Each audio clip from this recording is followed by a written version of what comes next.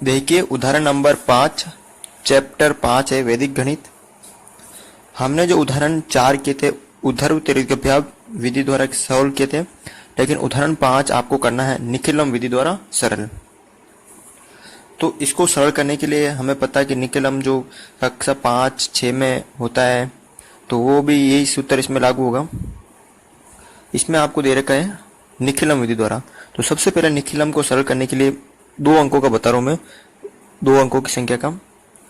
तो सबसे पहले लिखना है आपको संख्या और उसके बाद लिखना है विचलन। मैं अभी आपको बताऊंगा ये संख्या और विचलन क्या होता है। तो इसमें आपको 3 जो होते हैं मान वो आपको याद रखना है। एक तो आधार, आधार कितना लेना है 10 लेना। कितना लेना है 10 लेना। आपको आधार 10 लेना है। 2 अंकों में कितना लेना है 10 लेना है। ठीक है, आधार 10 मान के इनको आपको सरल करना है। उसके बाद होता है उपआधार, और जो तीसरा आता है उपआधार अंक। बस निखिलम में आपको ये 3 चीज का पता होना जरूरी है। आधार आपको 10 मानकर करना है। 5वीं कक्षा की जब आप बुक देखोगे तो उसके अंदर करा रखा है, आपको सॉल्व करा रखा, आप एक बार देख ले उस बुक को। 6 क्लास की बुक में भी बता रखा है। तो आपको आधार कितना मानकर करना है 10 आधार मानकर करना है। फिर क्या करना है आपको संख्या और विचलन। ये विचलन क्या होता है ये मैं आपको बताऊंगा। अब देखिए ये संख्या है तो आपको संख्या लिखनी है 32 और 34। संख्या आपने लिख ली। फिर देखिए अब आधार 10 है। अब ये जो संख्या है 32 और 34 किसके नजदीक आ रही है? देखो 30 के नजदीक आ रही है, 40 के ज्यादा नजदीक आ रही है। तो हम कह सकते हैं कि 30 के नजदीक ज्यादा आ रही है। आपको 10, 20, 30, 40, 50, 60, 70, 80, 90 तक लेना है। तो जिसके पीछे शून्य यानी 10 से लेकर 90 तक लेना है आपको। तो देखिए ये 30 के पीछे आ रही है, ऐसे 25 वगैरह नहीं लेना है आपको। ठीक है, तो आपको 10, 20, 30 ऐसे लेनी। तो ये किसके नजदीक आ रही है 30 के नजदीक आ रही है। अब दोनों संख्या 30 के नजदीक आ रही है, यानी हमने उपआधार कितना माना 30 माना। कितना माना 30। ये दोनों 30 आ रही तो हमने उपआधार मान लिया 30। कितना मान लिया 30 मान लिया। ठीक है, अब बात आती है उपआधार अंक। उपआधार अंक क्या होता है? ठीक है, तो देखिए उपआधार अंक क्या होता है। जब आप उपआधार में आधार का क्या दोगे भाग दोगे तो उपआधार अंक आ जाएगा। यानी जब मैं 30 में 10 का भाग दूंगा तो कितना आएंगे 3। आपको सिंपल याद रखना है कि जो उपआधार है उसके अंदर एक शून्य कम कर देना, तो वो बाकी का उपआधार अंक होगा। तो इसका जो एक शून्य कम करेंगे तो उपआधार अंक कितना हुआ 3। तो बस आपको आधार, उपआधार और उपआधार अंक पता होना चाहिए। ठीक है, आधार आपको 10 मानकर करना है। उपआधार आप संख्या जिसके नजदीक है वो उपआधार होता है, और उपआधार अंक जो संख्या उपआधार माना है उसका जो 1 0 है वो हटाकर बाकी जो संख्या है वो उपआधार अंक होता है। अब देखिए संख्या, यह क्या करना है विचलन देखना है कि ये जो उपआधार माना है, मैंने जो उपआधार माना कितना माना 30। 30 में मैं क्या जोड़ूं कि 32 आ जाए। तो यहाँ भी 32 करना। 30 तो यह है, लेकिन यहाँ क्या जोड़ू मैं 30 तो है अलग, लेकिन यहाँ क्या जोड़ू कि 32 हो जाए। 30 और क्या जोड़ूंगा अब मैं तो प्लस के 2, तो ये हो गए यहाँ पर विचलन। फिर प्लस के 4 जोड़ूंगा तब 34 हो जाएंगे। ठीक है, तो यहाँ आपको उपआधार तो यह मान लिया, लेकिन यहाँ आपको 30 मानकर फिर कितने जोड़ना 30 में, तो फिर वो 2 जोड़ूंगा तो 32 और 4 जोड़ूंगा तो 34। फिर आपको क्या करना है, ठीक है, अब आपको सिंपल इन दोनों को करना आपस में गुणा 2 × 4। ठीक है, फिर करना है देखिए 32 में 4 प्लस के जोड़ने पड़ेंगे तो 32 4 36। या तो आप 32 + 4 लो, या आप 34 और प्लस के 2, दोनों में से आपको कोई एक लेना है। या तो ये लो या ये लो, और उसको गुणा करना है आपको किससे उपआधार अंक से गुणा करना है। किससे गुणा करना है उपआधार अंक से गुणा करना है। उपआधार अंक से गुणा करना है। ठीक है, तो देखिए ये तो 4 दूनी 8 हो गए। अब देखिए दोनों में से एक लिया मैंने, ये भी 36 होते और ये भी 36 होते, तो 36 × उपआधार अंक कितना है 3 है, तो मैंने इसको 3 से गुणा कर दिया। ठीक है, जब मैं इसको 3 से गुणा करूंगा तो कितना आएगा 108। ठीक है, अतः फिर आपको लिखना है अतः गुणन फल।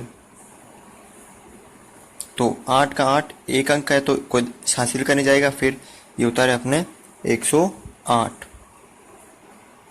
तो इस तरह हम निखिलम विधि द्वारा ये आंसर निकाल सकते हैं।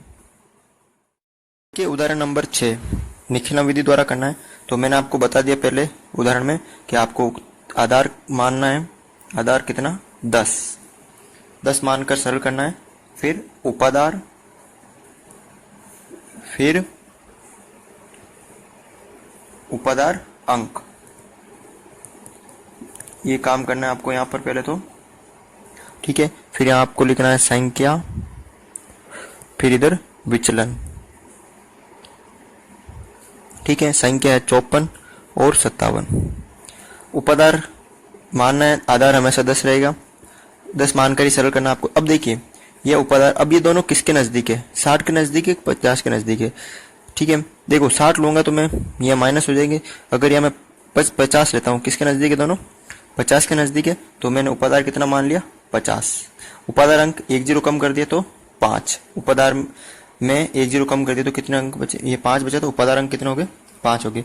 अब देखिए मैं उपाधार अंक में मैं कितने जोड़ूं कि 54 हो जाए, यानी मैं उपाधार अंक में माइनस करूंगा या जोड़ूंगा तो 54 होंगे। तो साफ दिख रहा है यहाँ पर 50 में जब हम 4 प्लस के करेंगे तो 54 होंगे, और 50 में जब हम 7 प्लस के करेंगे जब 57 होंगे, तो ये विचलन होगा, ठीक है।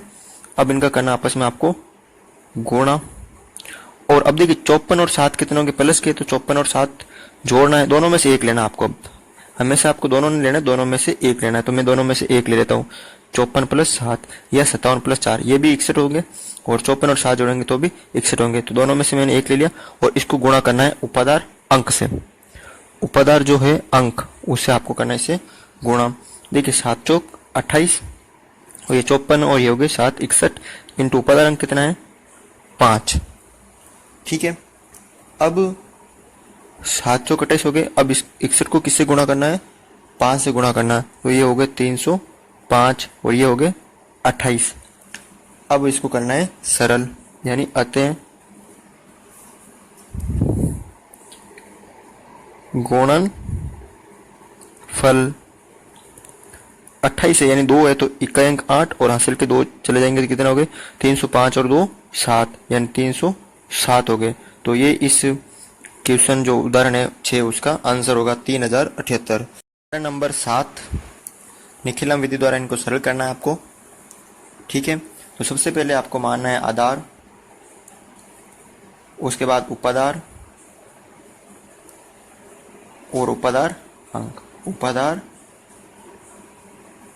अंक,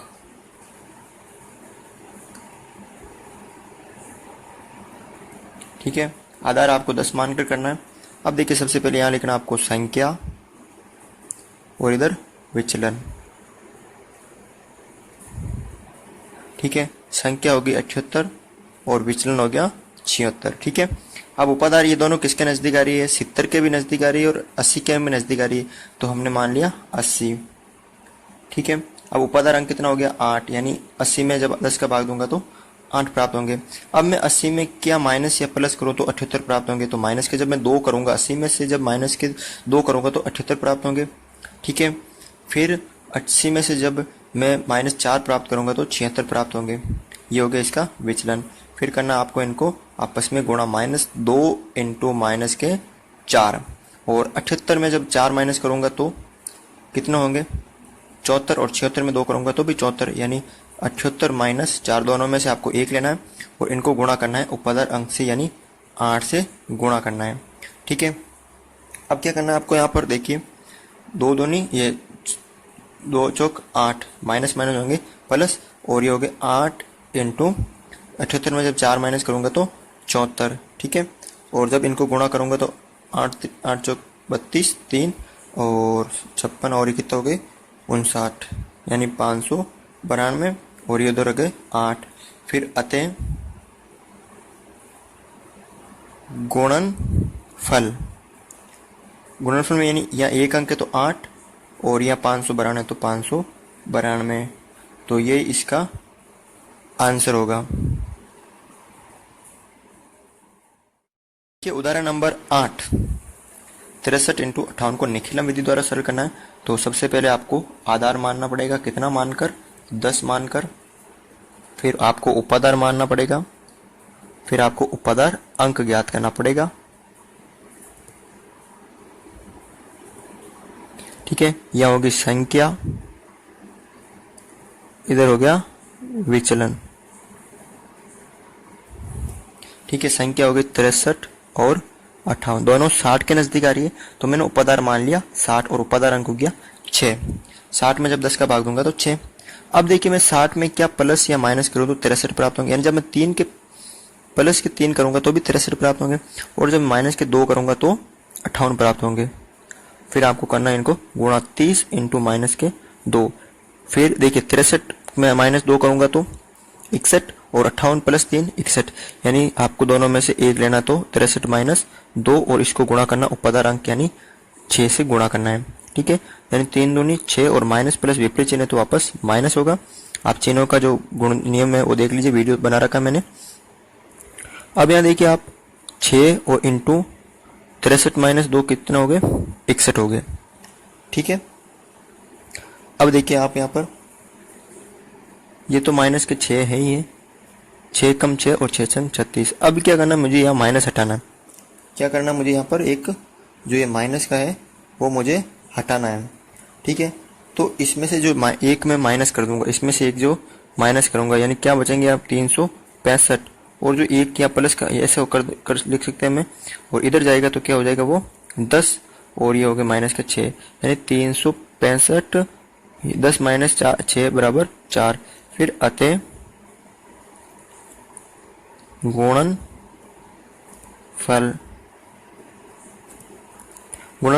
4 का 4 और 365 का 365।